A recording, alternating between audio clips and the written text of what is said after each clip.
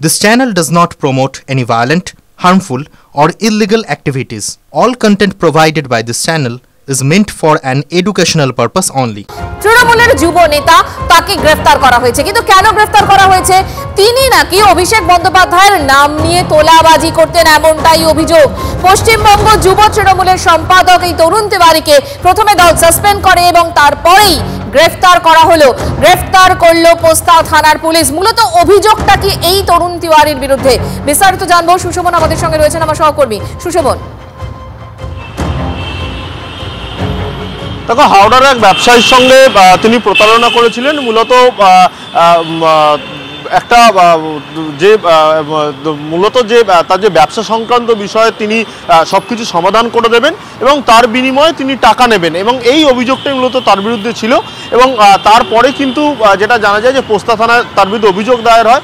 অভিযোগ এটাই হয় যে এই তরুণ তিওয়ারি যেমন টাকা চেয়েছেন, অর্থাৎ তোলাবাজি, এবং অন্যদিকে প্রতারণা, এবং এই বিষয়টা কিন্তু পুলিশের কাছে আসে। এবং তুমি যে কথা বললে একেবারেই তাই।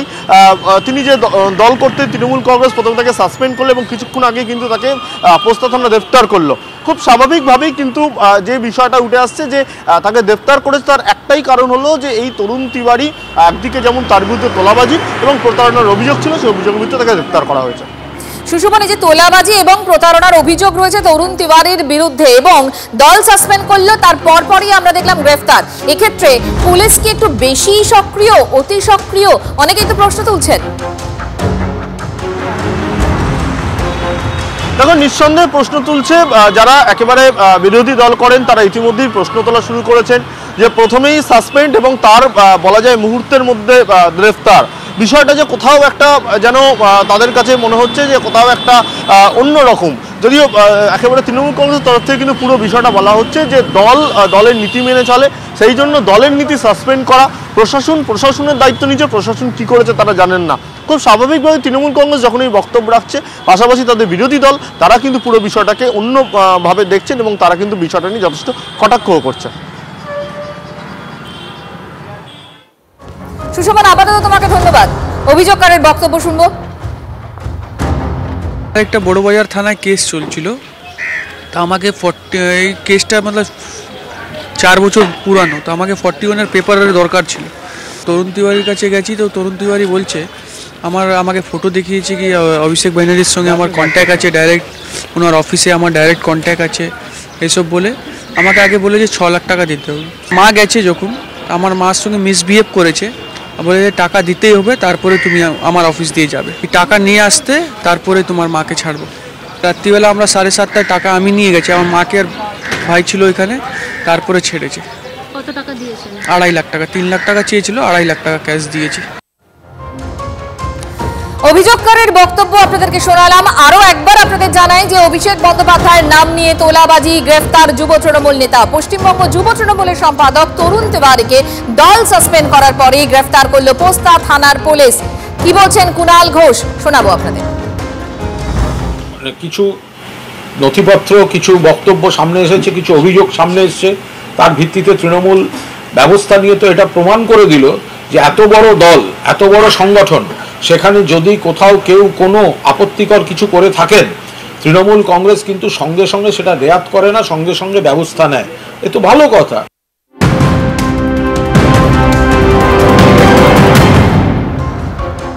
অভিষেক বন্দ্যোপাধ্যায়ের ঘনিষ্ঠ আরো 2 শিক্ষক সংগঠনের নেতা, তাদেরকেও বহিষ্কার করেছে তৃণমূল কংগ্রেস। মানে দল বিরোধী কাজের অভিযোগ রয়েছে তাদের বিরুদ্ধে। তৃণমূল থেকে বহিষ্কৃত ওয়েব কুপার সহ সভাপতি মণিশঙ্কর মণ্ডল আর প্রাথমিক শিক্ষক সংগঠনের নেতা প্রীতম হালদার। এ সম্পর্কে আর কি জানতে পারছি আমরা? সৌরভ গুহ আমাদের সঙ্গে রয়েছেন, আমার সহকর্মী। সৌরভ, কি তথ্য পাচ্ছি আমরা? দল এদেরকে কেন সাসপেন্ড করলো? দেখো, দল সাসপেন্ড করেছে, এদেরকে সাসপেন্ড নয়, এদেরকে এক্সপেল করা হয়েছে, এদেরকে বহিষ্কার করা হয়েছে দল থেকে। এবং মূলত এদের বিরুদ্ধে অভিযোগ হচ্ছে যে এরা দল বিরোধী কাজ করেছেন এবং দলের শীর্ষ নেতৃত্বকে প্রাপ্ত বসু, যিনি দলের তরফে শিক্ষক সংগঠনগুলির দায়িত্বে রয়েছেন, তিনি এই সিদ্ধান্ত নিয়েছেন এবং অতি দ্রুত কার্যকর করবার নির্দেশ দিয়েছেন। নিঃসন্দেহে খুব তাৎপর্যপূর্ণ, কারণ এই 2 নেতাই অভিষেক বন্দ্যোপাধ্যায়ের হয়ে সোশ্যাল মিডিয়ায় বিভিন্ন পোস্ট করেন এবং অভিষেক ঘনিষ্ঠ বলেই পরিচিত রাজনৈতিক মহলে। যদিও সূত্রের দাবি যে তাদের বিরুদ্ধে বেশ কিছু আর্থিক বেনিয়মের অভিযোগও তুলছে দলের একাংশ, তবে সামগ্রিকভাবে দল বিরোধী কাজের জন্য তাদেরকে এক্সপেল করা হয়েছে। তাদের বক্তব্য যে অভিষেক বন্দ্যোপাধ্যায়ের ঘনিষ্ঠ এবং অভিষেক বন্দ্যোপাধ্যায়ের হয়ে সওয়াল করার জন্যই তারা দলের কোপে পড়লেন। সুতরাং খুবই তাৎপর্যপূর্ণ এবং আগামী দিনে বড় রদবদলের আগে এটা নিঃসন্দেহে একটা গুরুত্বপূর্ণ পদক্ষেপ। মন্দিরা, ধন্যবাদ তোমাকে সৌরভ।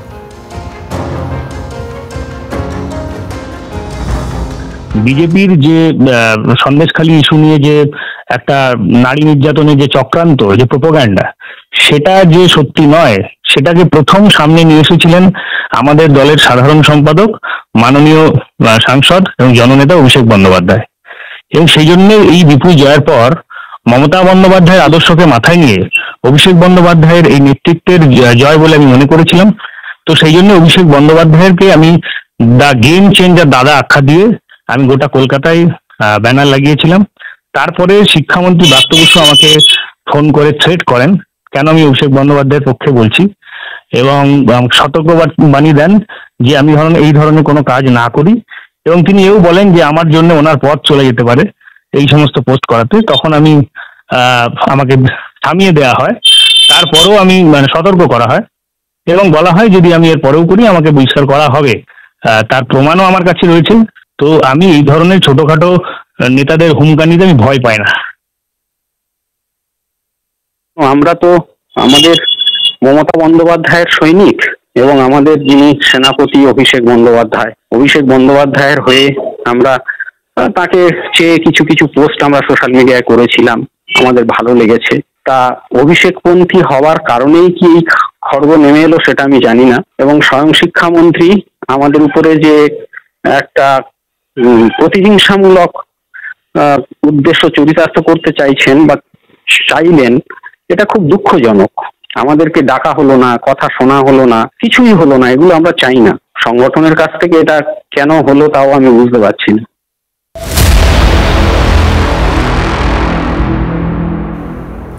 পাসপোর্ট জালিয়াতি তদন্ত নিয়ে আদালতে প্রশ্নের মুখে পুলিশ। চক্র চলছে, যারা ধরা পড়েছেন চক্রে শামিল, কিন্তু মাথারা কোথায় প্রশ্ন বিচারকের? নথি ভেরিফিকেশন ছাড়াই এত পাসপোর্ট ইস্যু হলো। জাল নথিতে কিভাবে পাসপোর্ট ইস্যু? যাদের ভেরিফিকেশনের দায়িত্ব তারা কি ধরা পড়বেন? প্রশ্ন আলিপুর আদালতের বিচারকের তদন্ত চলছে, কয়েকজন গ্রেফতার হয়েছে, সমস্ত কিছুই দেখা হচ্ছে আদালতে, জানালেন তদন্তকারী অফিসার। সুপ্রিয় আমাদের প্রতিনিধি এই মুহূর্তে আমাদের সঙ্গে রয়েছেন। সুপ্রিয়, আর কি তথ্য জানতে পারছি আমরা?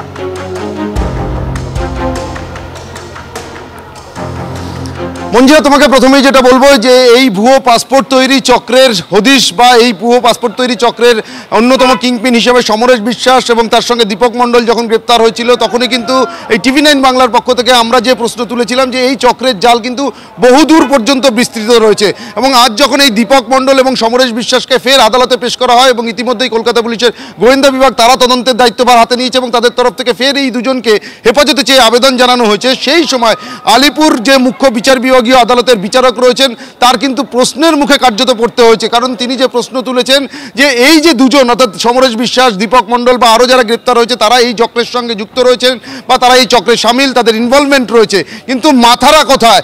অর্থাৎ এই যে ভুরি ভুরি পাসপোর্ট তৈরি হয়েছে, ভুরি ভুরি ভুয়ো নথি, জাল নথি, আধার কার্ড, ভোটার কার্ড সহ বিভিন্ন নথি ব্যবহার করে এই যে পাসপোর্টগুলো তৈরি হলো, এই পাসপোর্ট তৈরির ক্ষেত্রে এই যে নথি তারা জমা করেছিল সেই নথি ভেরিফিকেশনের দায়িত্বে যারা ছিলেন তারা কি করছিলেন? অর্থাৎ নথি কি তাহলে যথাযথভাবে ভেরিফাই করা হয়নি বা যথাযথভাবে যে যাচাই করার কাজ যাদের দায়িত্ব ছিল তারা কি যথাযথভাবে দায়িত্ব পালন করেননি? অর্থাৎ সেই মাথারা কি এবার নাগালে আসবে? এই প্রশ্নই কিন্তু এদিন আলিপুর আদালতের যে মুখ্য বিচার বিভাগীয় আদালতের বিচারক রয়েছেন তিনি কিন্তু সেই প্রশ্নই তোলেন। যদিও তার এই প্রশ্নের বা অবজারভেশনের প্রত্যুত্তরে কিন্তু তদন্তকারী অফিসার যিনি ছিলেন তিনি যেটা দাবি করেন যে ইতিমধ্যেই বেশ কয়েকজন এই চক্রের সঙ্গে যুক্ত থাকার অভিযোগে গ্রেপ্তার হয়েছে, সমস্ত দিক খতিয়ে দেখা হচ্ছে এবং আগামীতে যদি আরও কারো ইনভলভমেন্ট থাকে তাদের বিরুদ্ধেও আইনি ব্যবস্থা নেওয়া হবে, এমনটাই কিন্তু। যদিও এই যে দীপক মণ্ডল এবং সমরেশ বিশ্বাস যে দুজনকে আজকে ফের আদালতে পেশ করা হয়েছিল, তাদের যারা আইনজীবীরা ছিলেন তারা কিন্তু এদের হয়ে জামিনের সপক্ষে সওয়াল করেন। তবে দুপক্ষের সওয়াল জবাব শোনার পর বিচারক কিন্তু এখনো পর্যন্ত তার যে অর্ডার, সেই অর্ডার রিজার্ভ রেখেছেন। আর কিছু সময় পরেই তিনি তার রায়দান করবেন এবং সেক্ষেত্রে নজর থাকবে আমাদের এই রায়দানের ক্ষেত্রে। আপাতত তোমাকে ধন্যবাদ। পাসপোর্ট অফিস রাজ্যের নয়, পাসপোর্ট অফিসও কেন্দ্রের সংস্থা। সেখানে কাজ করে কারা, সেখানে দালালি করে কারা, তারা তো কেন্দ্র থেকে আসে না, রাজ্যের। তো স্বাভাবিকভাবেই আমাদের স্থানীয় প্রশাসন তাদের তৎপর হওয়া দরকার। স্থানীয় প্রশাসন কিছু জানে না তা তো নয়, সব জেনে চুপ করেছিল। কারণ এতদিন জঙ্গি হানা অনুপ্রবেশকারী বা মৌলবাদের কথা ছিল না, তাই আরামসে চলছিল। এবার হয়তো নড়ে চলে বসবে। এবার নড়ে চলে বসার ফাঁকে কি হবে আমরা জানি না। পাসপোর্ট জালিয়াতি কাণ্ডে বাংলাদেশ লিঙ্ক। ভারতীয় পাসপোর্ট তৈরির ডেটাবেস মিলল খুলনায়। পাসপোর্ট জালিয়াতির কিংপিন সমরেশের সঙ্গে বাংলাদেশের যোগ। মাঝে মধ্যেই বাংলাদেশে যাতায়াত ছিল ধৃত সমরেশ বিশ্বাসের। টাকার বিনিময়ে অবৈধভাবে সীমান্ত পারাপারে সাহায্য করতেন সমরেশ। সমরেশের হয়ে বাংলাদেশে কাজ করতেন বহু এজেন্ট। গ্রেফতারির আগের দিন বাংলাদেশ থেকে ভারতে ফিরে আসে সমরেশ। পুলিশি অভিযানের আশঙ্কায় 10ই ডিসেম্বর বাংলাদেশে পালায় সমরেশ। 12ই ডিসেম্বর সমরেশের ছেলে রিপনকে গ্রেফতার করে পুলিশ। সমরেশের কল লিস্ট খতিয়ে দেখেই মিলছে বাংলাদেশ যোগের প্রমাণ। ইতিমধ্যেই ধৃত সমরেশ বিশ্বাসের ভারতীয় পাসপোর্ট বাজেয়াপ্ত হয়েছে। বৈধ নথি ব্যবহার করেই পাসপোর্ট কিনা যাচাই করছেন তদন্তকারীরা।